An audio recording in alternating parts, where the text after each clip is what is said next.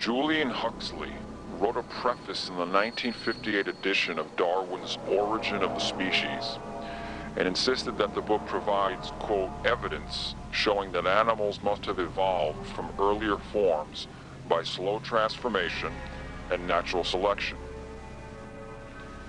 and that it was finally established as the sole agency, no God, quote, of major evolutionary change. Yeah, the problem is that Darwin's weak and vapid book did nothing of the kind, but simply made speculations and assumptions and leaps based on the flimsiest, quote, evidence imaginable, while also stating straw men and misinterpreting variety within basic family kinds as, quote, evolution, offering no actual empirical proof that major groups arose from others at all.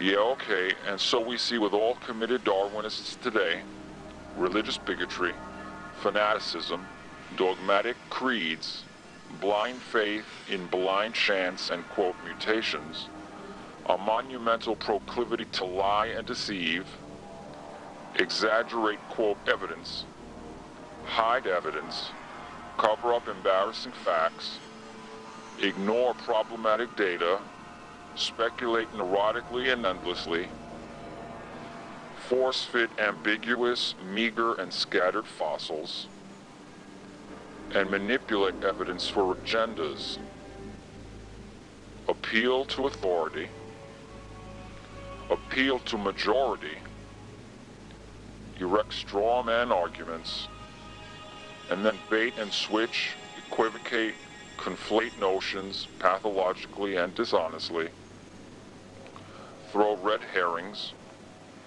make wild leaps, make shallow arguments, cherry-pick data conveniently, wanting to believe in, quote, evolution and, quote, human evolution so much, so then interpreting and bending the data to fit in with their biased beliefs, contradict their own statements, and make reckless and biased assumptions, engage in groupthink, and appeal to self-confirming and laughable, quote, peer reviews, suppress any dissenting voices or analyses arrogantly and neurotically.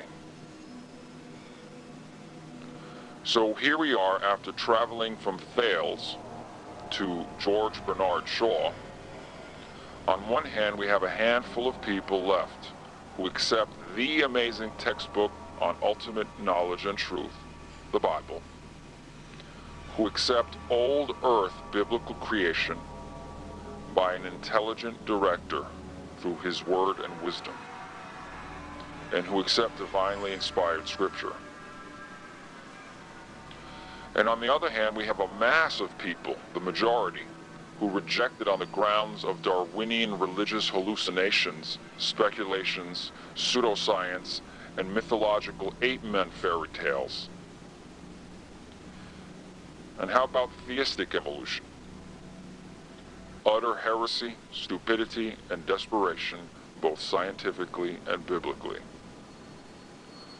Huxley says simply, quote, the doctrine of evolution is most directly antagonistic to that of creation.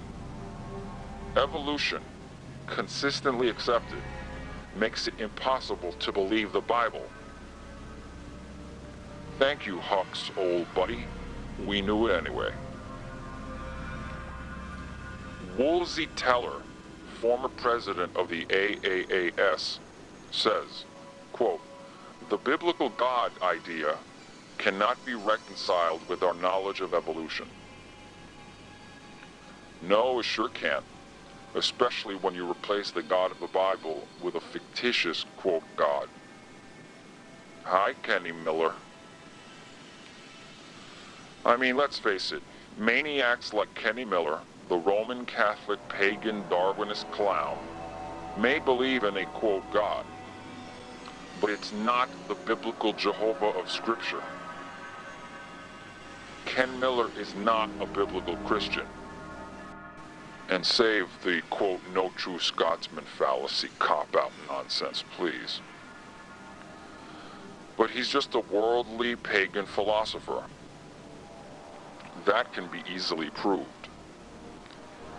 Kenny Miller has said things like, quote, God did not know that man would even come into existence, or if instead it would have been, quote, big-brained dinosaurs. But that's not the biblical God who does, quote, know and purpose, and who creates intentionally. Isaiah chapters 30 to 50. It's not just a matter of, quote, private interpretation.